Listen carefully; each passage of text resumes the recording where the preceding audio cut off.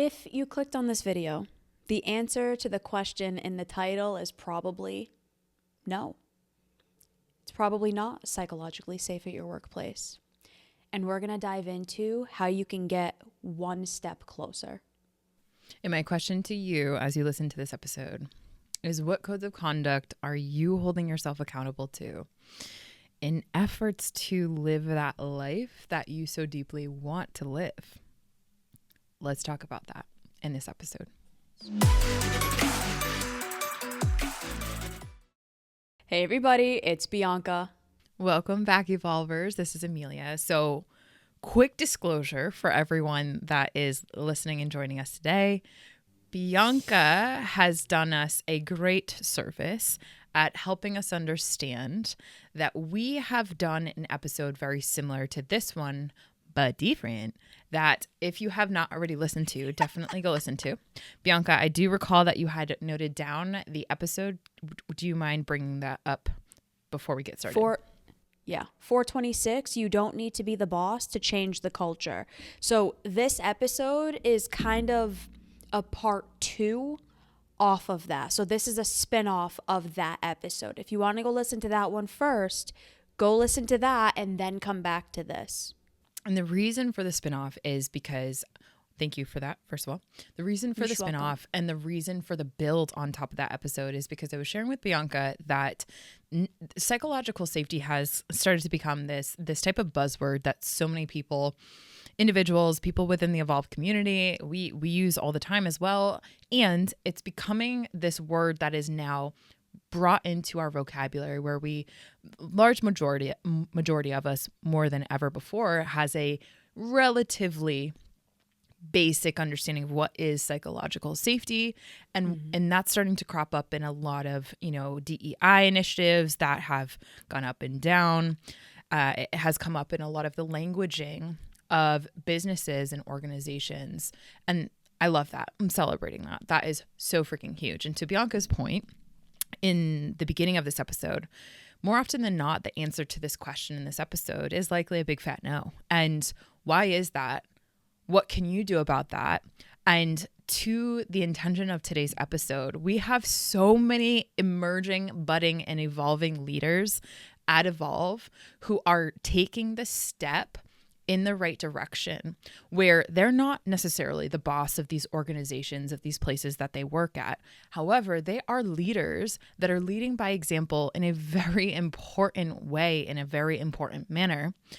And I want to make sure that we shout out those leaders. We talk about that so that anyone that's joining this episode can hear what are some of the things that, even though they're not the boss of an organization, of their workplace, what are some of the tactical things that they're doing and that is successfully being applied in their workplace, in their life, and in their personal life that we at Evolve are helping them with, that are helping them to get the answers to the questions that they have and a more fulfilling life in a workplace that isn't necessarily psychologically safe. So like we always do, Bianca, I think it might be helpful for us to share what our definitions are of psychologically safe or psychological safety. Now, you and I, just quick disclaimer, you and I have been talking about safety language a good deal, as very much that continues to become something that is of curiosity to our Evolve community. So to have shared language and also to offer the listener a quick opportunity to leverage their mirror neurons, what would you say your definition of psychological safety is? Or what is it not? Feel free to go either way or do both. I should have been more ready for this. Okay.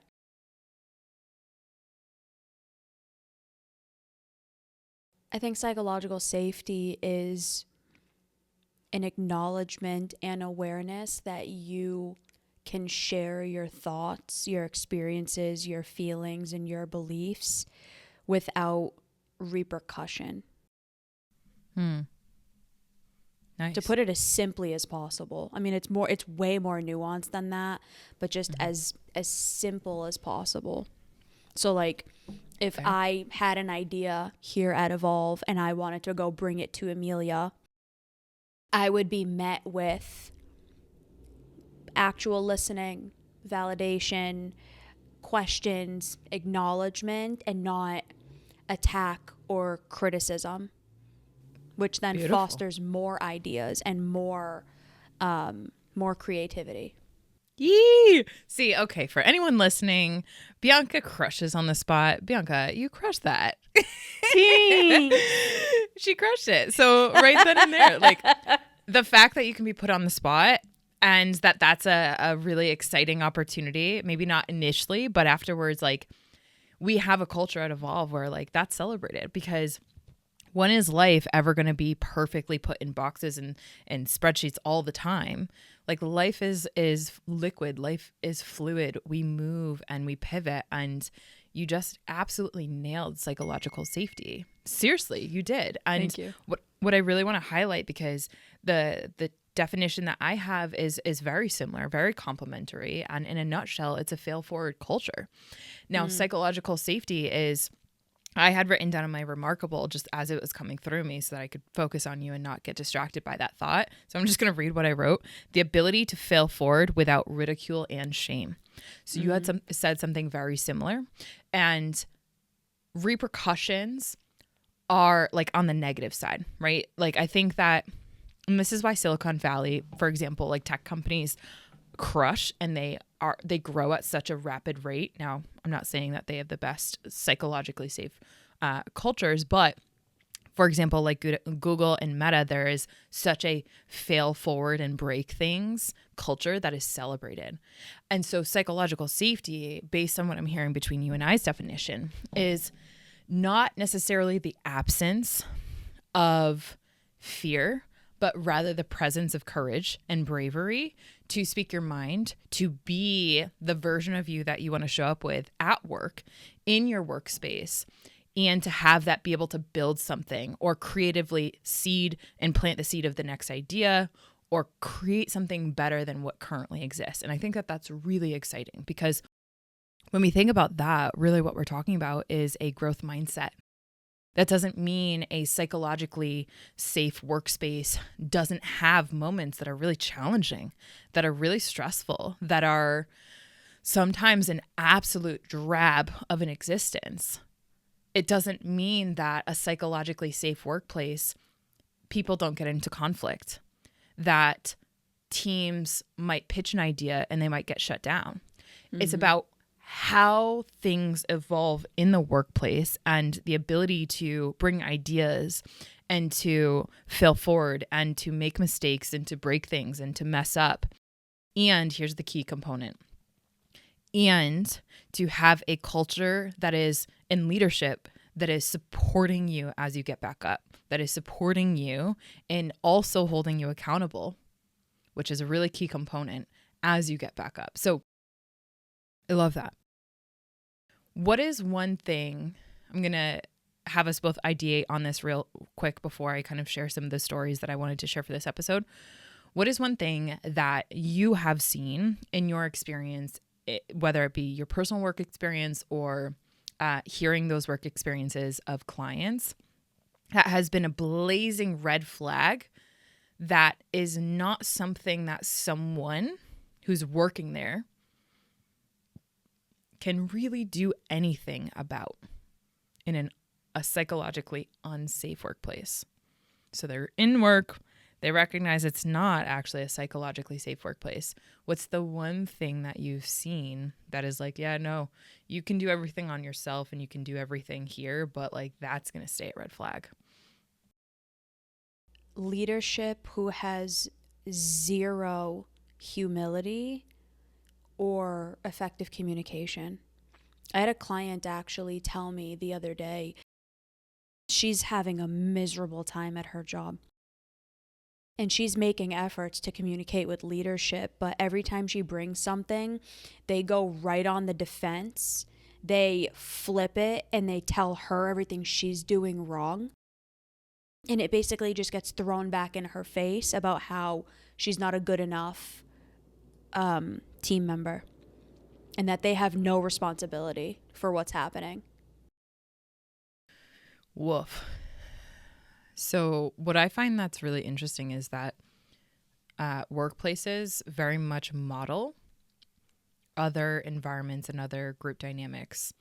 And a lot of the times we go into work. I mean, how many people have you heard that say like, oh, I try to separate my personal life from work and work from personal life, right? Yeah, like good luck with that. We've heard that growing up so much, right? We've also tried. And how, like Bianca, you just said good luck with that. How well do we do in that? I mean, I don't know if you guys have found, the basement where the dungeon is in locked up in your brain, to where you put all of your personal life in that, and just from 8 to 5 or whatever your work hours are, you just put everything in there. But like, if there was you a movie made off of that. No, tell me what movie. I've never seen it, but a client told me there was a movie that came out where literally people didn't have memories of the opposite. So like when you're at work, all your memories of your personal life go away, and then as soon as you leave work, you no longer have memories of work. You only have memories of your home life. I've never seen it. I heard it's a wild movie though. I'll need to look it up. I gotta watch that. That's so interesting and fascinating. Hey everybody, I just want to take a minute to talk about my experience with the Evolve Venture Society. They're a wonderful group of people who allow you to communicate in an open and honest way, and they're very supportive and full of positive energy. You can ask anyone for help. You can talk to anyone and ask for questions, and they're very supportive, and all they do is just help you to become the best version of yourself. And if anything, all I want to do is just learn more from this amazing group of people, and I think that they will help anybody who needs it, and that's the best thing that anybody can ask for. I'm certain it's a shit show. Yeah, for sure. And here's the thing. Like, we're human beings, so we haven't found out that technology yet. I bet companies would really love for that to happen from a productivity standpoint, and I get that. However, we're human beings, and it's a matter of the discipline. And I think in the 21st century, one's ability to focus is going to consistently be a top level skill set that allows workplaces that are obviously evolving as the times do to be really psychologically safe, because focus is one of the most important skills that is a byproduct and accessed when you are manicuring your nervous system, meaning you are tending to the nervous system, your upregulation, your downregulation. So when there's something that's uncomfortable in the workplace, there's a colleague that maybe has a tiff with you, there's a leadership that maybe gets defensive and doesn't know how to take ownership because they lack humility. You, as the individual who's choosing to go to work there, choosing to kind of be a part of that culture, you have the ability to regulate and recognize what is actually going on here, focus in on what your primary responsibilities are, and then as a result of that, day in and day out, build the life that you want to live. Instead of, and kind of thinking about this as like a shield, you have this energetic shield that you're able to build as a result of your focus, your nervous system regulation. That nervous system regulation allows your prefrontal cortex and neocortex to come online to be able to do the critical analysis of like, hey, this is actually my leadership's lack of humility and lack of ownership. And that's they're going to do them. I'm going to do me. And this is where the emerging leaders at Evolve and in the Evolve community, I really want to put them on a pedestal, because there's a lot of that going on right now. There's a lot of and we've talked about this in the last episode, boomer generations who don't have a ton of humility.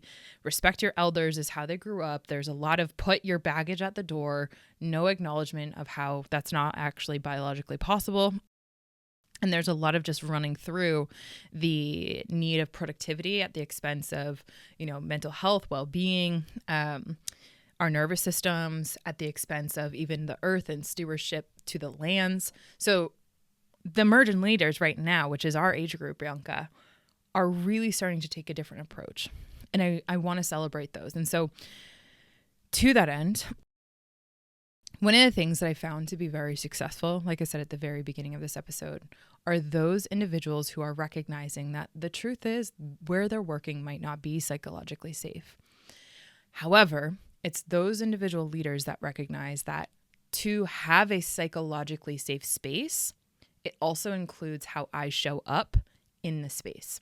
So not a lot of people are going to like what I have to say right now, but this is critical because, and I want to make sure that I'm sharing what we're actually seeing boots on the ground.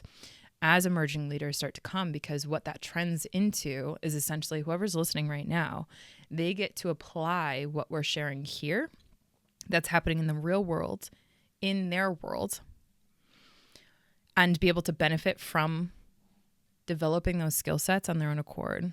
Or they can ignore what we're saying in here and unfortunately suffer the consequences as a result of not developing these skill sets that we're going to talk about. So what I'm seeing to be successful for people who are in workplaces that aren't necessarily psychologically safe to the definition that they want to define,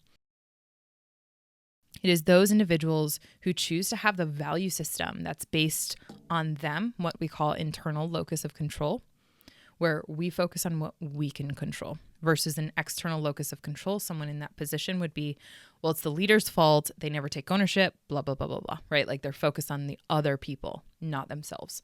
So step number 1 is a value systems in navigating workspaces, team interactions, etc., that focus in on what can I control and what is that grounded in. What I found to be successful is high levels of truth-seeking behavior, of integrity, and of honesty. Those 3 values I have seen time and time again be like the anchoring point to leaders who focus on themselves and how they can create more psychologically workplaces. Because why?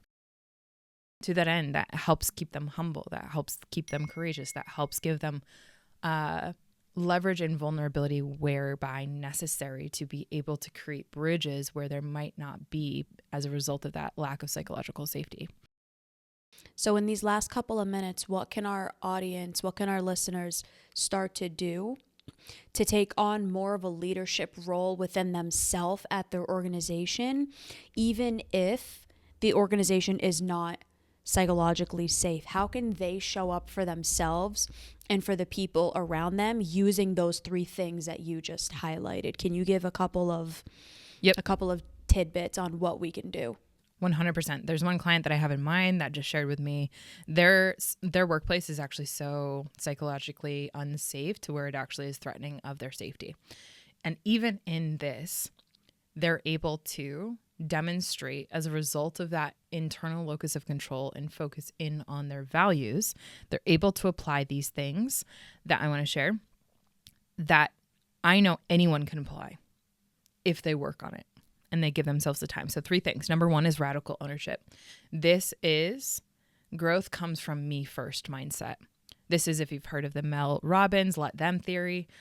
It's actually the inverse of that. Let me take the first step. Let me do the nervous system regulation. Let me manicure my nervous system every single day and get really good at R&R so that I show up to work as a full cup and I'm not taking on more than I can chew, et cetera, right? I don't want to choke on my responsibilities. Number 2 is self-leadership.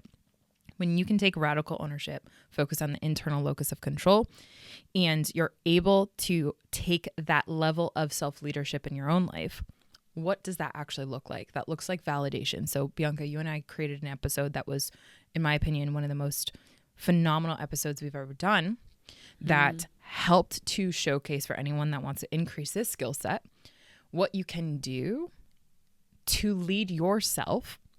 And that translates from taking parts of you that are skeptical that you can do it, skeptical that you can make change, skeptical to the degree to which you can make change, and shifts that skepticism into curiosity, which curiosity then builds the sense of groundedness that you need for step number 3.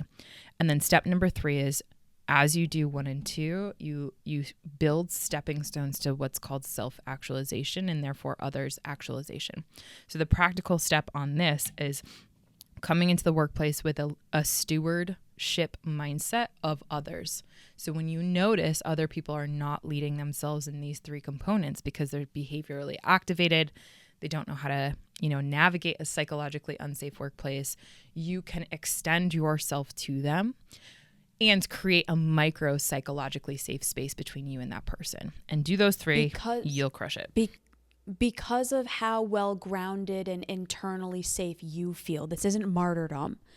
Heck no.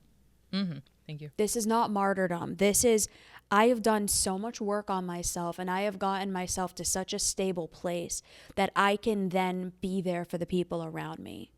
That's true leadership. Facts. I know exactly when I'm out of that space. Like this past week, I feel like I've been out of that ability to be, its capacity to be the leader that I aspire to be. And how I know is I don't have a lot of room to create psychologically safe micro spaces with our team, right? So what am I going to do about that is where that radical ownership, the self-leadership and self-actualization comes in. So shoot us a message. What are you struggling with right now in leadership? What are you struggling with in these 3 steps? We would love to hear from you. In closing, my episode suggestion, if you like this one, is 448, what real validation looks like. That's the validation episode that I mentioned before. Bianca, closing thoughts and episode suggestion. 435, hidden signs you're burnt out and don't know it yet. Final takeaway. There are always going to be situations, people, and places in life where we feel it is not safe, where we are uncomfortable, where we are getting activated and or triggered. Should they be doing better? Yes. Without a doubt, yes, they should be getting better. And we can't bank on that. We can't bank our internal safety and regulation on the behaviors of other people. So we can want them to get better, and maybe we can help. Maybe we can, bring a suggestion. And assuming that's not going to happen, we have to make sure that we're doing what we can do to help us have the best time and experience possible. That's where this really comes into play. We're not dismissing the fact that some workplaces are extremely toxic. It is true. It is true. And how can you still show up as your best self? How can you be there for you? How can you guide you? That's what we're talking about. Let's go. So powerful when life shifts, when you make it shift. So thank you for joining this episode. Bianca, thank you for the dialogue. Thank you. Bye, everybody. Bye, everyone.